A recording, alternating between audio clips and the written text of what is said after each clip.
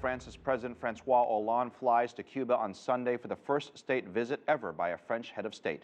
It comes at a time when the United States and Cuba are finally putting their Cold War hostilities behind them and potentially opening up the Cuban market to U.S. businesses. Michael Voss has been following this story for a while now, and he joins us live from Havana. And let me start with the French. What are they hoping to get out of this visit?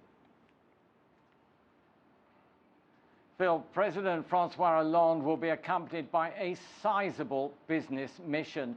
France already has a significant economic presence here in Cuba, and it's something they'll be looking to both protect and expand.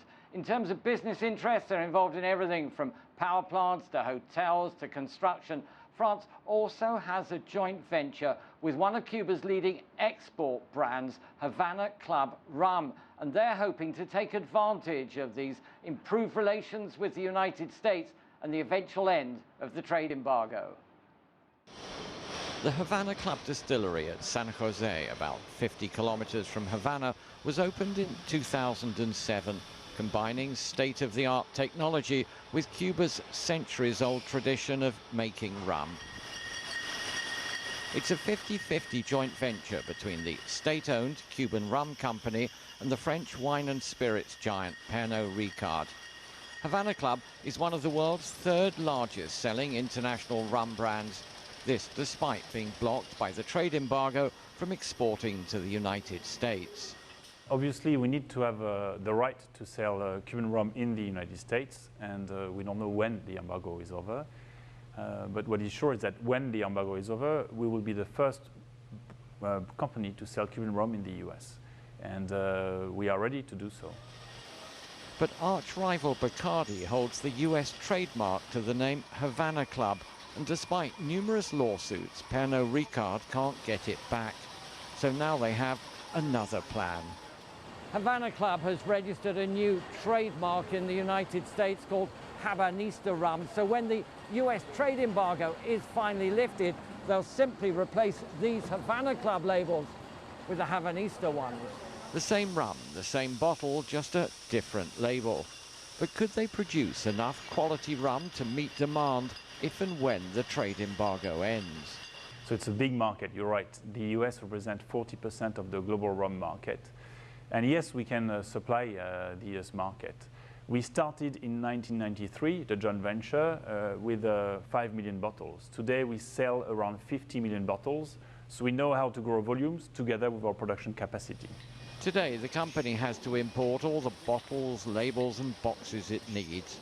Now, as Cuba looks to attract foreign investment to a new special development zone, that's another business the French may consider investing in. Phil, the French aren't the only ones looking at potential business opportunities here. In the last 10 days alone, we've had a visit by the Japanese foreign minister, accompanied by 30 business executives. There's been a British trade mission, and only yesterday, Thursday, the Dutch foreign minister was here, again talking business, and that doesn't include all of the US trade missions, including one from New York and another from Texas. It really is amazing. I mean, the tourists haven't even flocked there yet, and we're talking about potential deals. But let me ask you this. Have there been successful deals being done so far, and what's the biggest ones?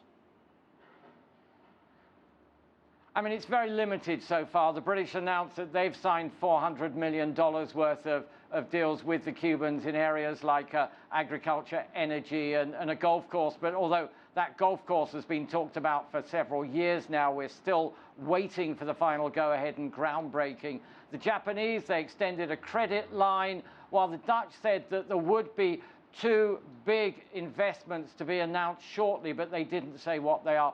Everything else has really been quite small so far. I mean, it's interesting that you have this new special development zone, tax-free at Mariel, at this new container port. And so far, no foreign company has actually committed itself to investing there. I mean, I think, as you say, there is a lot of interest, but it's still not clear just how friendly and profitable a business climate Cuba can offer today. Yeah. Hey, just real quick, any update on this reopening of embassies, or embassy, I should say, in Havana by the U.S.?